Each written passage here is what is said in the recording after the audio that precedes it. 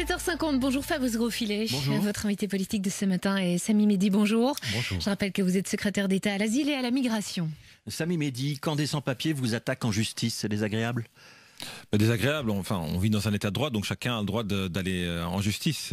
Après, tout ce que j'espère, c'est qu'à un moment donné, on peut quand même clôturer, tourner la page d'une période qui était quand même assez compliquée, où des gens ont entamé une grève de la faim, et où j'ai donné l'opportunité à tout le monde d'introduire un dossier individuellement, qu'on regarde individuellement pour voir si quelqu'un reçoit une régularisation ou pas. Ouais. C'est 500 papiers qui vous attaquent, qui vous citent en référé pour non-respect d'accords que vous auriez passé avec eux en juillet l'année dernière.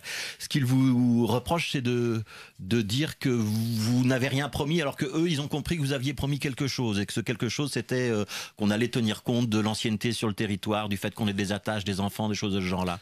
Oh oui, mais on tient compte des éléments dans les dossiers. Donc, par exemple, le fait qu'on a des enfants, le fait qu'on est depuis quelques années en Belgique, ce sont des éléments qui jouent, mais qui pèsent dans la balance au moment où quelqu'un qui est sur le territoire belge et qui en soi n'a respecté aucune règle de migration, pourquoi est-ce qu'on ferait quand même l'exception à la règle et de dire, ben, pour toi, on va quand même te donner l'opportunité de rester en Belgique. Et donc, on pèse dans la balance des éléments positifs, des éléments négatifs aussi. Par exemple, quelqu'un qui s'est mal comporté sur le territoire belge, quelqu'un qui a des liens avec le pays d'origine qui sont plus forts que ceux avec la Belgique. Enfin, il y a des éléments qui jouent des rôles.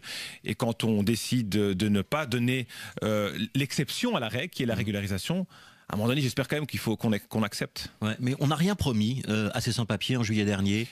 Tout ce que j'ai promis, c'est de continuer à avoir un regard humain sur la chose. Et c'est ce que j'ai dit. J'étais humain. Ils ont compris quand même qu'il y avait une certaine ouverture. Et il y a 2 avocats, un prêtre qui participaient aux discussions, qui ont bien compris ça. Et il y avait aussi le directeur d'Office des étrangers qui était présent. Il y avait aussi l'envoyé spécial Dirk van den Bulck du commissariat général qui était présent et qui eux aussi précisent que j'ai dit très clairement, et je pense qu'entre-temps on connaît ma façon de communiquer, j'étais très clair en disant je ne vais pas changer les règles. Et pourquoi je vous l'explique? Parce que j'ai dit je suis humain dans mon regard, et la chose la moins humaine à faire, ça serait d'avoir un autre regard sur quelqu'un qui entame une grève de la faim que pour quelqu'un qui ne le fait pas. Parce qu'à ce moment-là, je devrais encourager tout le monde à d'abord ne pas manger ni boire avant d'avoir un regard plus souple sur la régularisation. Ouais, c'est un petit peu la parole de l'un contre la parole de l'autre. Sur le fond, quand même, quelqu'un qui est là depuis 10 ans, qui a des enfants, qui éventuellement travaille dans une ASBL, dans une association, il n'a pas des chances d'être régularisé ou pas? Non, mais vous dites correctement, il a des chances d'être régularisé, mais on regarde tout le temps chaque dossier individuellement pour voir si dans ce dossier-là, on doit faire l'exception à la règle. Parce que, je répète, il y a des règles de migration, il y a 100 000 personnes qui migrent. Mais là, il y avait 475 qui faisaient une grève de la faim. Ouais. Il y en a une centaine dont les dossiers ont été examinés. Il y a beaucoup de réponses négatives. Ils comprennent pas très bien ce qui s'est passé, en fait. Mais vous savez, le taux de régularisation ces 5 dernières années était entre 45 et 55%. Donc, si déjà on se dit ce sont des personnes qui n'ont pas respecté les règles, et parfois on va faire une faveur, eh ben cette faveur, on la donne assez régulièrement, entre 40 et 55% des cas. Sur 2. Mais quand des personnes qui entament une grève de la faim, je suppose quelque part que ce sont souvent des personnes qui ont déjà une réponse négative ou qui savent très bien qu'ils n'entrent pas dans les lignes directives pour avoir justement cette exception à la règle. Et donc on a un taux de régularisation qui est très faible chez ces gens-là. Ouais, alors référé, on verra, historiquement le tribunal se prononcera dans un mois. Est-ce que ce genre de questions-là, elles vont être réglées dans le code migration que vous préparez avec le gouvernement fédéral? Mais le code migration, ce qu'il doit surtout faire, c'est avoir des règles beaucoup plus claires sur la migration légale. Le pouvoir reste discrétionnaire en ce qui concerne la régularisation. Mais pour le code migratoire, il faut savoir que le droit d'étranger existe depuis X années, a été modifié 40 fois ces 5 dernières années. Plus personne s'en sort. Et donc on va simplifier. Il faut simplifier, il faut accélérer les procédures aussi, parce que des gens attendent trop longtemps avant d'avoir une réponse à leur procédure. Et donc c'est ce qu'on fait, on l'a promis pendant plus de 20 ans. Le Conseil des ministres vendredi passé a accepté l'architecture de ce code migratoire. Il y a eu une réunion européenne aussi la semaine passée. Vous avez représenté la Belgique justement sur la question de l'asile et la migration.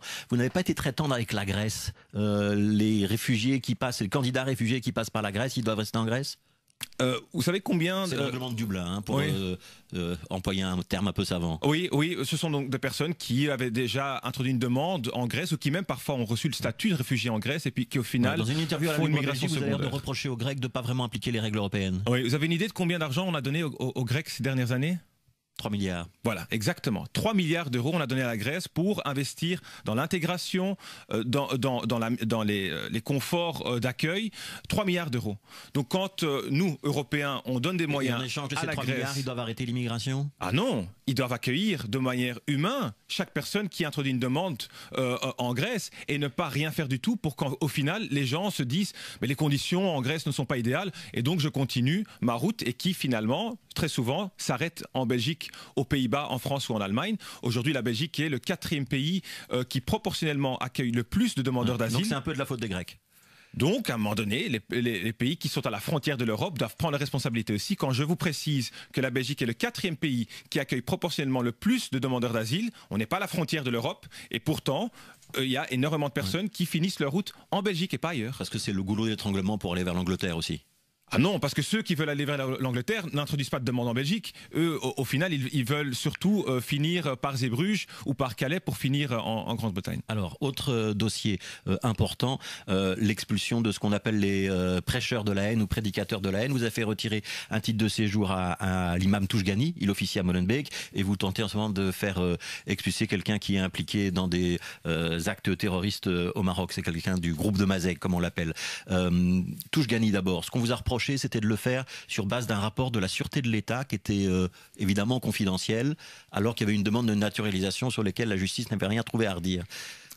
En ce qui concerne la demande de naturalisation, la justice, c'est pas mon domaine. Je suis secrétaire d'État à l'asile et la migration. Et donc dossier pour vous, il y avait des éléments pour ne pas renouveler le titre de séjour, Monsieur Touchgani? Oui, moi ce qui m'étonne parfois, c'est de, vous savez, récemment, il y a un an, j'ai aussi expulsé un prédicateur de la haine danois qui voulait venir aussi compliquer la vie en Belgique, d'extrême droite. À ce moment-là, personne m'a posé la question. Oui, mais est-ce que les rapports de la police sont véridiques? Pourquoi est-ce qu'on me demande si la Sûreté d'État a réellement des sources d'informations qui précisent que la personne en soi pose un danger réel pour la Belgique. Donc je fais confiance à mes services. Si la Sûreté d'État me précise qu'il y a des éléments qui font que la personne pose un danger réel pour la Belgique, c'est à moi de faire le nécessaire. Ouais. Cet imam, il est quand même là depuis des dizaines d'années. Oui. Ça veut dire que soit dans le passé, la Sûreté de l'État n'a pas bien fait son travail, soit les gouvernements précédents ont été un peu laxistes avec les imams radicaux.